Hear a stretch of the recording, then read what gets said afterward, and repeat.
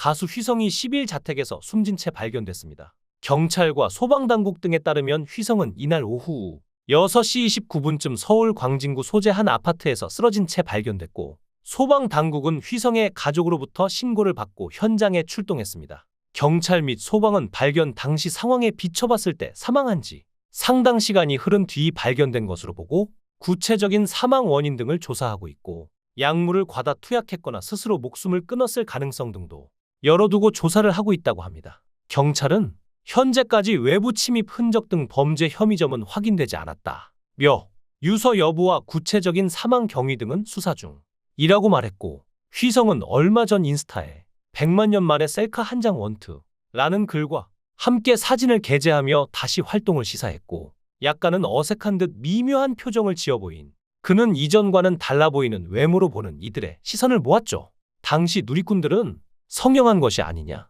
건강이 이상한 것이 아니냐는 의혹을 내놓으며 그가 힘든 시간을 보낼 수밖에 없었는데, 이에 대해 휘성의 측근은 살이 조금 쪄서 다이어트를 하면서 살을 빼고 있는 중이라며 성형설과 건강 이상설에 대해선 전혀 아니다 라고 해명하기까지 했죠. 그리고 이후 공개된 사진을 통해 휘성이 건강한 모습으로 등장하면서 그를 둘러싼 루머도 자연스럽게 잦아들면서 오는 15일 대구 엑스코 오디토리움에서 가수 KCM과 합동 콘서트 더 스토리를 열기로 하면서 오랜만에 곧 그를 만날 것이라고 팬들은 기대했었는데, 안타깝게도 우리 곁을 떠났습니다. 현재 고인은 서울 자택에서 심정지 상태로 발견돼 사망 판정을 받았고, 갑작스러운 비보의 유가족을 비롯한 타조 엔터테인먼트, 동료 아티스트 및 임직원 모두 비통한 심정으로 고인을 애도하고 있습니다. 현재 유명 가수로 활발히 활동하던 그가 갑자기 공개 석상에서 사라진 이유는 그때 일이 있었기 때문이라고 많은 사람들이 추측하고 있는데, 1982년생으로 만 42세인 휘성은 2002년 데뷔했으며 여러 히트곡을 남겼으나 2019년 9월부터 3개월간 12차례에 걸쳐 약을 매수하고 상습 투약한 혐의로 기소돼 징역 1년에 집행유예 2년, 추징금 6,050만 원을 선고받아 많은 사람들에게 실망을 안겼죠. 하지만 더 충격적인 사건은 당시 2019년 4월에 에이미의 인스타그램에 남성 연예인 A씨와 함께 약을 복용했다고 폭로했는데, 당시 에이미 주장에 따르면 자신의 폭로를 막기 위해 지인들과 집단으로 이상한 짓과 몰카를 촬영해 협박할 생각이었다고 해 굉장히 화제가 되었고, 악녀일기 시절 소울메이트라 언급한 점과 군복무 도중 약의 혐의에 휘말렸다는 점 때문에 가수 휘성이 거론되었고, 휘성이 1인 소속사인데도 사실 확인에 시간이 오래 걸려 그 때문에 더욱 의심받다가 결국 19일에 녹취록이 공개되면서 휘성은 오히려 마녀사냥의 피해자인 것으로 세상에 알려지게 되어 상황이 반전되었죠. 결국엔 휘성은 에이미에게 못된 행동을 한 게 아닌데 오히려 마녀사냥으로 피해자가 된 것이었는데요. 심지어 2013년 약 혐의에 관련해서도 휘성이 조폭을 동원해 입막음을 했다는 확인되지 않은 설이 돌았고, 이 루머를 퍼뜨린 사람이 에이미의 지인으로 휘성 성폭행모의 루머를 퍼뜨린 인물과 동일 인물이라는 것이 밝혀지게 되며, 휘성은 제대로 누명을 썼던 것이 뒤늦게 밝혀졌죠. 결론은 제3자가 에이미와 휘성 사이에서 이간질을 했다는 이야기인데, 문제는 에이미가 이걸 사실 확인을 제대로 하지도 않고 폭로해버려 상황이 더 커져버렸죠.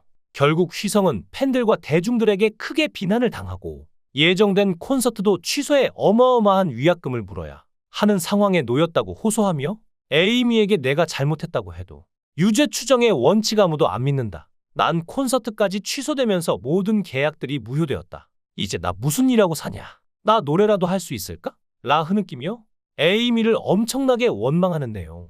기사 정말 서럽게 울부짖으며 에이미에게 호소하는 녹취록에 당시 여론은 휘성의 편을 들어주는 듯했죠. 하지만 여기까지만 사건이 터졌으면 사건을 다 알지는 못하더라도 지금까지 응원해준 팬들이 휘성을 믿고 응원해주고 점차 여론도 돌아와서 예전처럼은 아니더라도 휘성이 다시 가수 활동을 할 수 있을 것 같았죠. 하지만 2020년 코로나로 힘든 시기이기도 했고, 그 당시 2020년 3월 26일 가수 휘성이 또다시 투약으로 경찰에 내사를 받는다는 기사가 나왔고, 이에 또다시 에이미의 과거 폭로가 재조명되었는데 4월 10일 에이미는 여기에 기름을 붓는 일이 터지게 됩니다. 에이미는 과거 폭로를 모두 사실이라면서 휘성의 사과를 원한다고 말한 것인데요.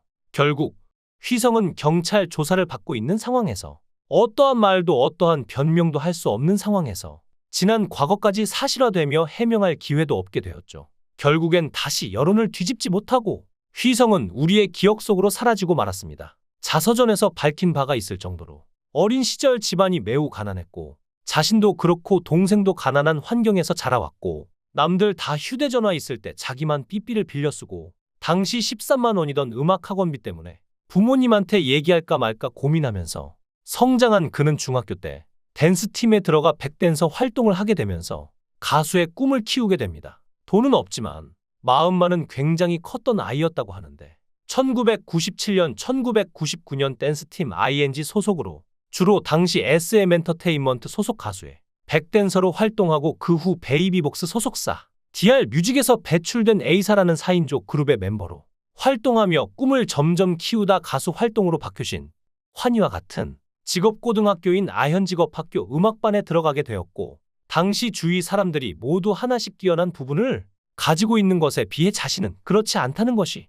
너무 부끄러워서 밤에 산속에 들어가 노래 연습을 했는데 며칠 후에 경찰이 웬 미친놈이 산에서 본다 하고 소리 지른다는 신고를 받고 출동하는 바람에 장소를 바꿔 6개월간 매일 매우 시끄럽고 악취가 나는 하수도 관리시설에서 8시간씩 노래 연습을 해서 데뷔할 당시의 실력을 갖추게 되었다고 합니다. 이후 나온 우리의 흑인 음악 동호회 SMP에서 활동했으며 당시 같이 활동했던 회원들과의 교류를 통해 음악적인 역량을 넓혀 나가게 됐고 그러던 중 MAM이라는 밴드에 들어가 강변가요제에 출전하게 되었는데 그때 심사위원이었던 이상우의 눈에 띄어 자신이 운영하는 기획사 연습생으로 발탁되고 이후로 가수로 데뷔하며 승승장구하며 2007년까지 꾸준히 상을 받아왔습니다. 가장 최근에 받은 것으로는 2007년 제22회 골든디스크상, 디스크 부문 본상 수상, 그 후에도 꾸준히 음반을 발매하거나 OST 앨범에 참여하는 등 데뷔 때부터 꾸준히 롱런하고 있는 모범적인 케이스로 알려졌는데